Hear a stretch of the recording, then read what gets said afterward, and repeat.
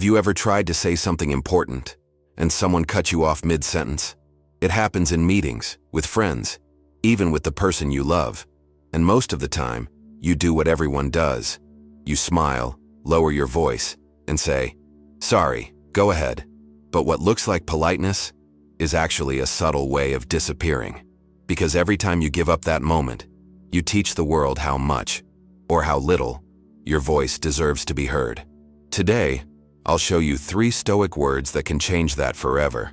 3 simple words, once practiced by Marcus Aurelius, Seneca, and Epictetus, that can silence a room and restore respect to your presence.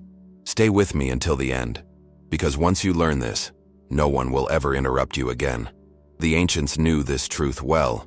Words shape the world.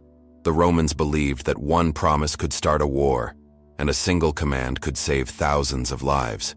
Seneca wrote to Lucilius, "Brevity and calm in speech carry more force than the loudest cries of the crowd. It's not volume that commands respect, it's authority." And that truth hasn't changed. Power no longer rests in swords or shields. It rests in how you speak. In a meeting, if you can't hold attention, you're ignored.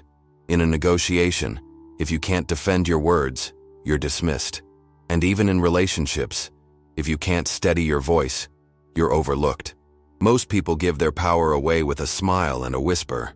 Sorry, Marcus Aurelius reminded himself daily. Do not be distracted by what is unnecessary. Hold to what is essential. If you don't protect what's essential in your words, others will take it from you. So how do you reclaim attention without shouting, without anger? It begins with the first word. Word 1. Listen. Why is this word so powerful? Psychologists call it an orienting signal. When you say listen, the human brain instantly shifts. It stops, focuses, and prepares for something that matters. Picture this. A room full of noise, overlapping voices, competing opinions. You don't raise your tone. You don't slam the table. You simply say, "Listen, here's what we need to focus on." And the noise fades. The word listen carries a quiet kind of authority.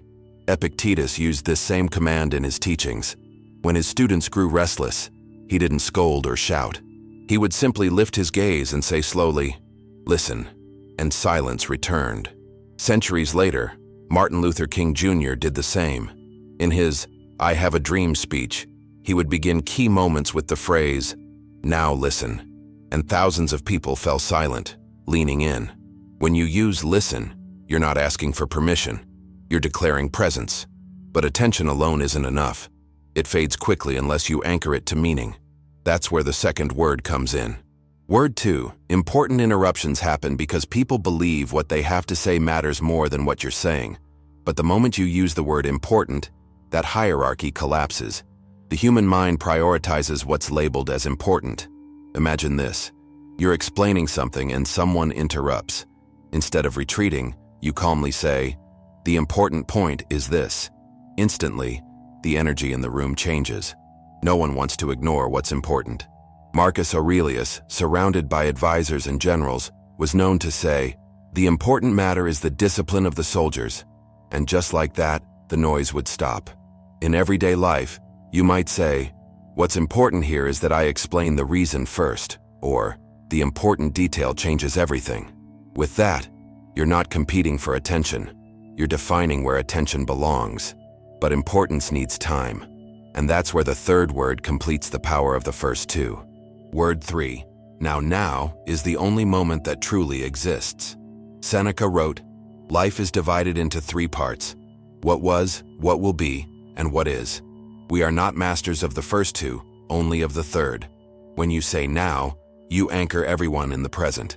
Picture this. Someone interrupts you, and you respond calmly, "Now let me finish this." It brings people back, instantly. Zeno of Citium, the founder of Stoicism, reminded his students, "Now is the time to practice philosophy, not tomorrow." Even today, leaders and coaches use the same command. No general says soon, he says now. Because now demands focus, it demands respect. When you use listen, you gain attention. With important, you define priority. With now, you root that priority in the present moment.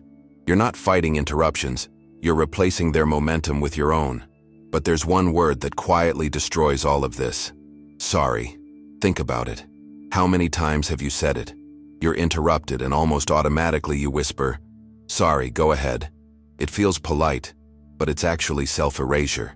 Because in that moment, you're not just apologizing, you're asking permission to exist in the conversation.